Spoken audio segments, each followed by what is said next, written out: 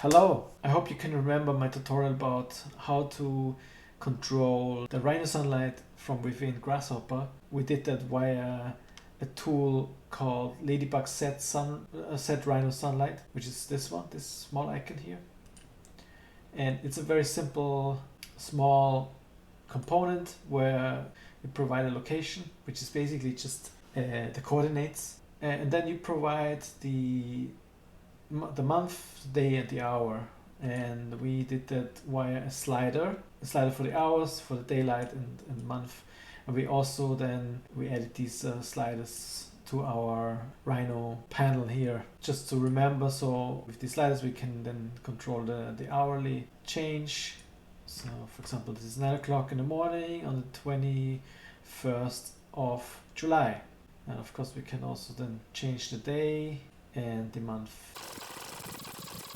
But then what if you want to actually get the geometry, the shadow as geometry out of this? So one reason could be that, for example, a client wants to build a building, but there's some certain limitations because he's not allowed to build a certain height or a certain shape because it will create a shadow next to it, which he's not allowed. He need to kind of limit, and therefore you might want to make a much more in detail study, or even want to get the shape of the shadow as geometry. Or another idea could be that you want to use these shapes for your ground level design. Is it paving or is it an object? So there are a lot of ideas you might be able to use that. Okay, there are two.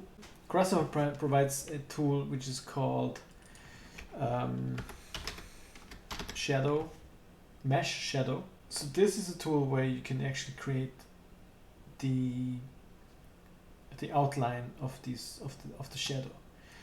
It has some limitations, and there's another tool which is called a Ladybug. Where is it?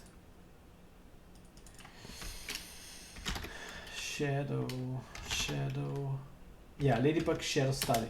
And I will explain both of these and what are the pros and cons for each of the tools. Yeah, that's upcoming now. But let's first recap what we did and how to set up the sun path, because we need a vector. We need to know the direction of the sunlight. I mean, you could also provide just a line and define that, or use that as a vector. That's also possible. But for both of these tools, we need a vector. That can be, as I said, it can be a line.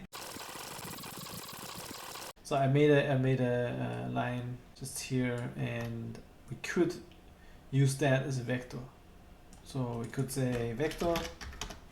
Could do this. Set one point, and then set the other point.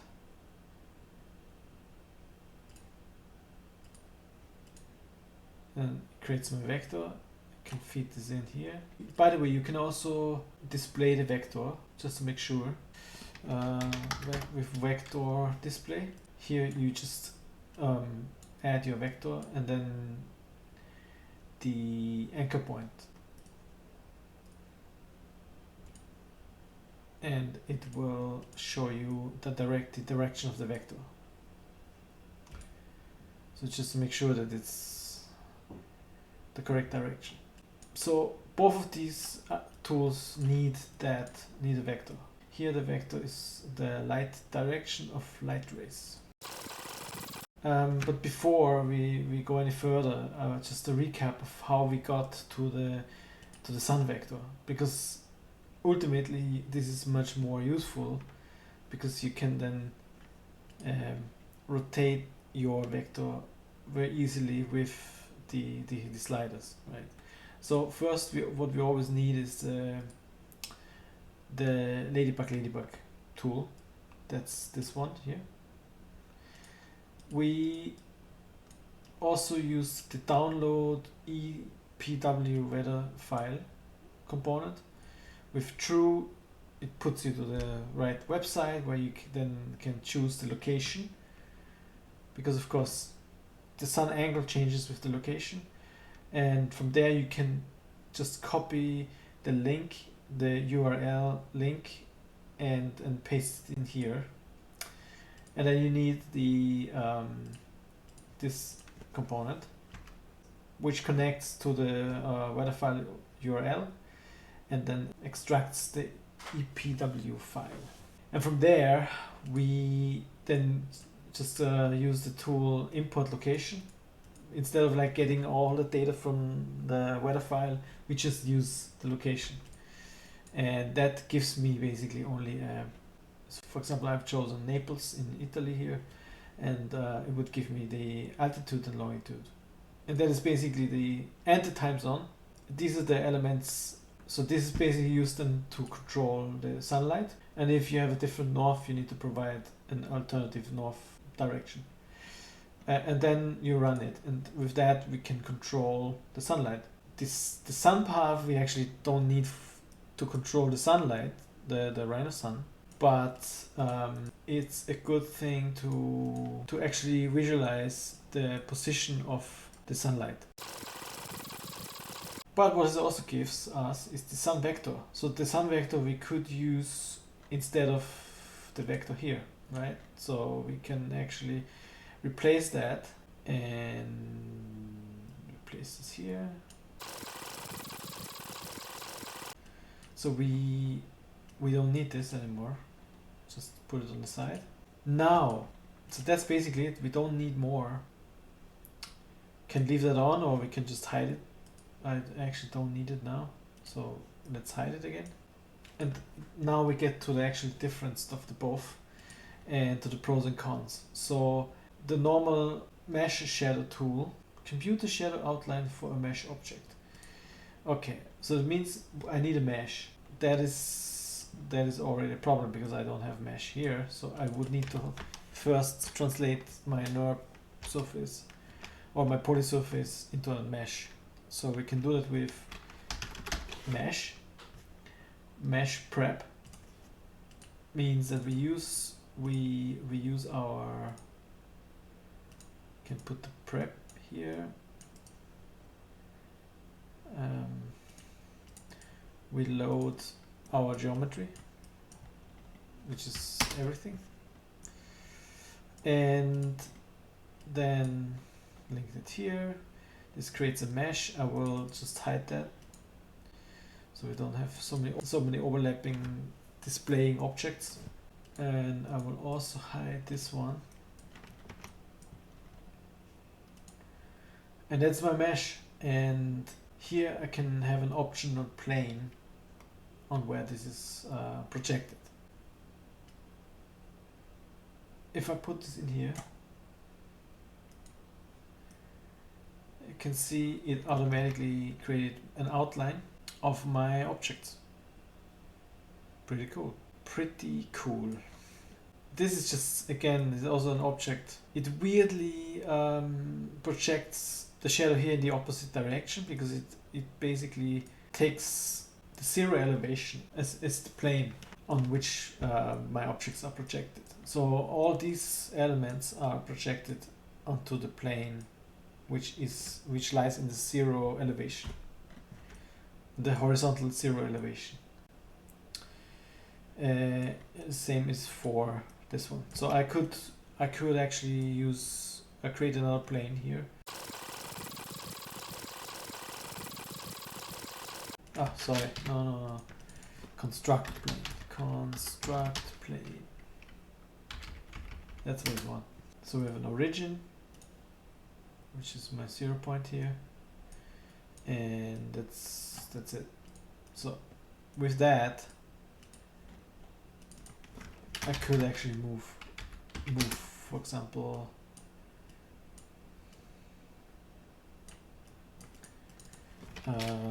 wire set unit and the slider,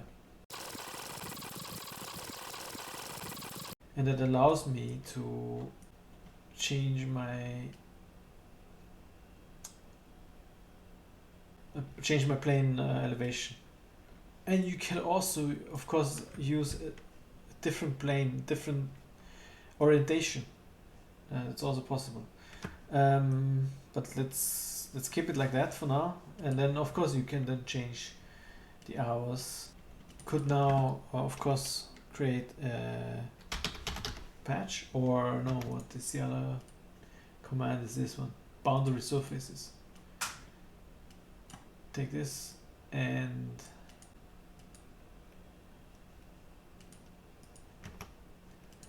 maybe let's only use my boxes here. Now you can see that I created surfaces which are the shadows of these boxes. I can bake it. Okay, and with, like me, just lazy, put it in the same layer, then you could do this. Shadows, select last, select last, selects all of my last objects, and change object layer, and then we have it here. And I could of course also turn this off, and also this grid is really annoying sometimes.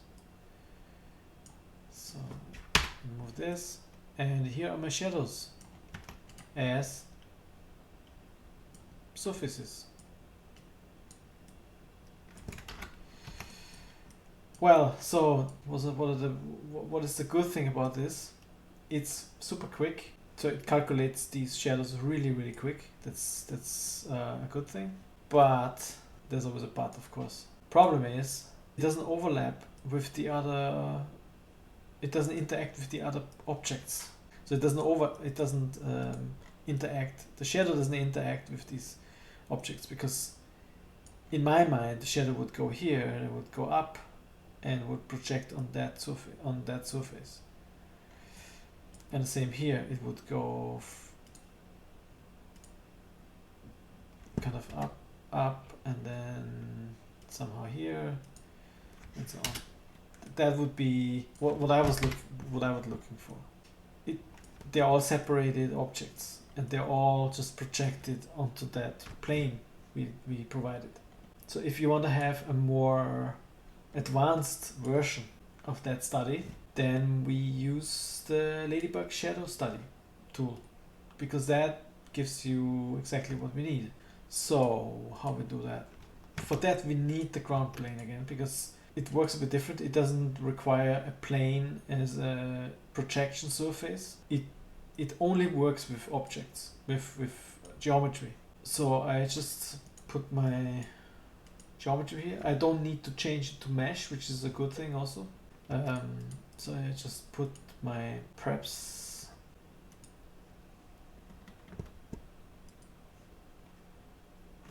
Don't need that either. So this is my geometry. Now if I input that, what?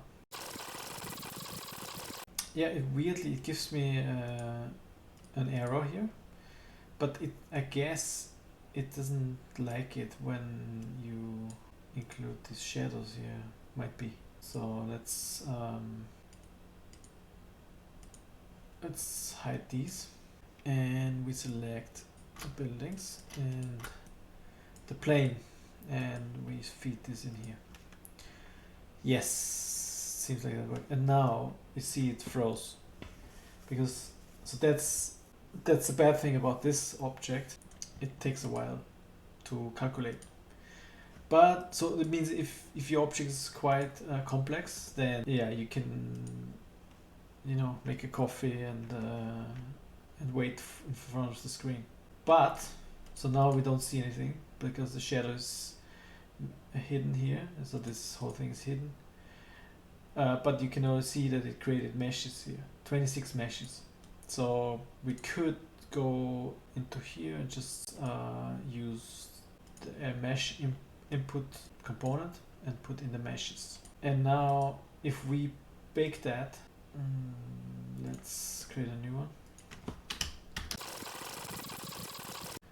Now when we bake this, we see that so the shadow interacted with the object, which is pretty cool. Let's make it a bit more, make it a more interesting shadow. Okay, worked, it worked. And I could bake it as before, or I can also display it in a different color. That's also possible. So how we do that is with, always forget these things, custom preview, yeah, geometry here, create material, swatch, color swatch, maybe like this. And of course I can also take this and use it for my context. Here I want to limit the, make this translucent, so I can also completely hide it, it's also possible. Because it's a bit annoying if this is overlapping, so you can actually look at it like this. It's pretty cool. Well, you could also bake these, of course. Ah, sorry, I used the material. That's also cool, you can actually bake the color if you want. Now we have these, and we could change them.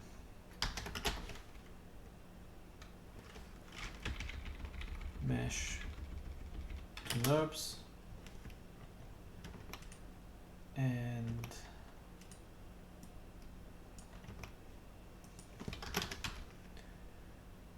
now I can use my select last, change this to this layer here. I have only my NURBS. Oh, mesh is still here. Select mesh. Let's delete that. Join and merge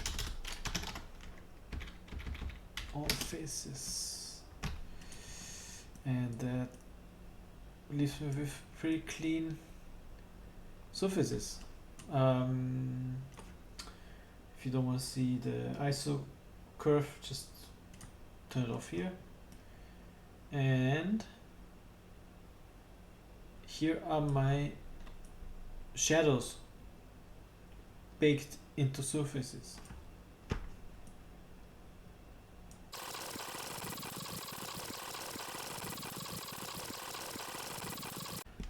What can I say more? Wait, I want to have a screenshot from this. Capture to file, unit width 3000, height 2000,